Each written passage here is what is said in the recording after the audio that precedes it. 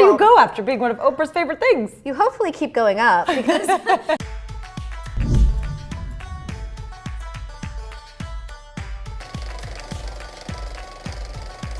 You had a job that to most people would look very comfortable. You were an attorney for almost 10 years and you left that to make chocolate.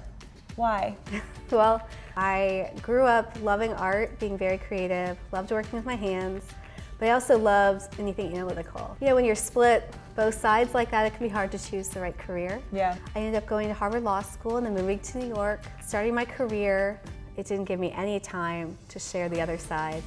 So after nearly a decade, when my husband and I moved to Austin and looked ahead and thought, I've got, you know, a good 50 years of my career ahead of me, it's worth taking the time to figure out what to do. But I really just kept going back to food. I love that you get to use your hands. It brings joy to people, and there's so much history behind it. So I retired from law.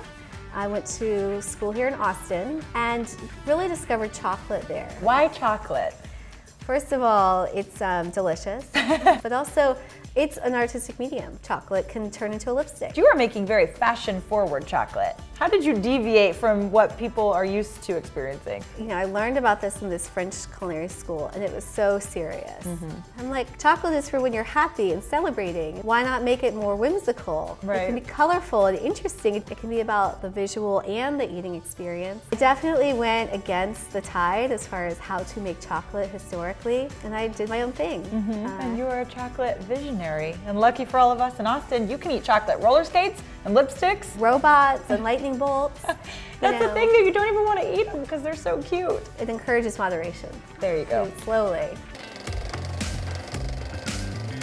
What did those first couple years look like as you were getting your business off the ground? I would work in a commissary kitchen from 10 p.m. to 2 a.m. I'd cook then, which was really tough physically, but it was amazing because all day I could build my business and sell my product. In our first year, we were one of Oprah's favorite things. She got wind of what we were doing, saw it, and was just really wanted to, you know, loved it. I mean, that happened in your first year. Does it get any better after that? Like, where do you go after being one of Oprah's favorite things? You hopefully keep going up because you don't want to peak your first year out. For us, it gave us a lot of momentum to go to that next level. So we were able to work with clients like Chanel, Louis Vuitton, Twitter, and Google, and that gave us that credibility to go into those marketplaces. Yeah. What are some of your proudest pieces that you've made? I'm always proud when we push the envelope. You know, we started creating our own shapes. I looked at what was out there and it was all very conservative. It was also very European. Well, they don't have cowboy boots in Europe, so we made our own. The fact that I could create something along with our team that somebody wants to pay money for is so fulfilling. Someone I don't know, who's not a friend of my mother's, you know, that feels amazing. Yeah, give me a window into a day around that meeting table. Like, has someone ever brought an idea to the table and you're like, that's too crazy, that can't be a chocolate? Yes. There was this one time we really wanted to make a puppy love box. Especially in Austin, everyone loves their dogs. Yes. We wanted to have dogs and like maybe tennis balls. One of my favorite people we've ever had on our team, she was like, I did it. I made a piece that looks like dog food. And I was like, absolutely not. Like, we're not making anything that looks like dog food, even though it fits into the story. Like, we're not going there. What is one of the nicest compliments you've ever gotten about one of your pieces of work? For me, what really resonates the most is that people like what we're doing, and I feel like I'm just being myself. We're not trying to emulate someone else's style. We're just making up our own. And when you get to be authentic and be yourself, it gives you that confidence to keep pushing it. It sure does, and that's really all you could ever ask for. That's our only job, is to be ourselves and pave a way that is fulfilling for you and other people, and that's just what you've done. When I was a lawyer, I certainly felt as though I was playing the part of a lawyer, you know, and this whole other side of my personality that's a little bit out there and kooky and makes chocolate roller skates. Like, that wasn't part of my persona. Yeah. And now it gets to be, and that's extremely fulfilling. Are you happier now? Much happier. I always tell people that the hours are just as long, the pay is a lot lower, but I love it, and that is priceless. How did Austin, Texas make all of this possible? I don't think any other city would have been so receptive to making these like really kind of out there chocolates. There's so many people who have been successful that you can learn from, and their doors open. Here, everybody wins when someone is successful. Exactly. You know, we've been doing a lot of talking, but not a lot of eating of chocolate. I mean, I guarantee there's an open box in here somewhere. Let's go have you pick something out. We'll do a little Austin theme, celebrate our hometown. That's like a dream come true. Let's do that. And maybe I'll just like have a snack on the way there. That's cool, right? Sounds great. Very cool. So the magic of Maggie Louise is in the details.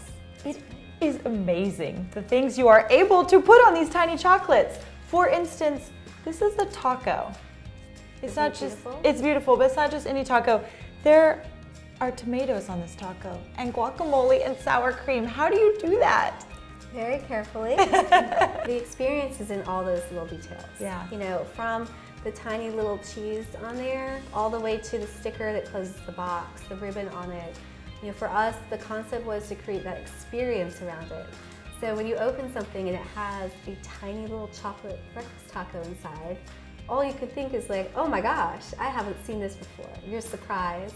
And just so you know, that taco also stands in as a lemon slice, a watermelon slice, a lime, and at times, you know, any other kind of slice shape you might need. So these are the tricks of the trade. You can make one shape and have it be multi-purpose. That's the goal. Maybe you would just see a champagne bottle.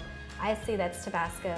Well, why is she saying that directly to me? She knows I just see a champagne bottle in everything. You see champagne, I see bowling. Or Tabasco, you know, but being able to kind of look at the shape and imagine what it could be is what makes it really fun. It's so special. So we're making a special box today. This is the Austin Rocks collection, speaking to my heart. And now you're giving people the opportunity to not only enjoy your chocolates, but to personalize these boxes for themselves. You and all your friends can put together their own curated boxes from our collection. Here's your box.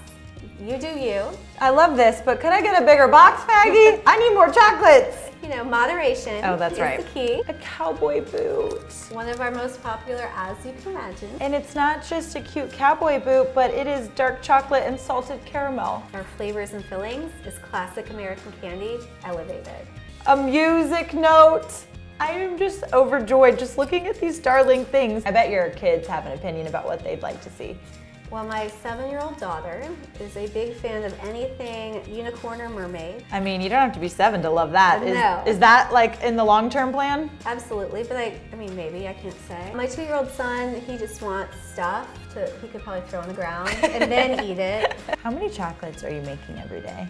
Holiday, we were at over 20,000 pieces a day. Wow. So last year, our 4th quarter, we sold almost 1 million pieces of chocolate, all hand-painted. This is where a lot of your production happened, but now you have grown into this big facility in South Austin. We have about 10,000 square feet of production space, shipping, warehousing, and offices. Given that this started with me cooking in that commissary kitchen at night and then shipping out of my house, we're in a very different place now. It's been quite a journey so far. What has that all taught you about life? Well, grit, persistence, passion, they take you a long way. The ride is pretty interesting, so enjoy the ride, not just the destination.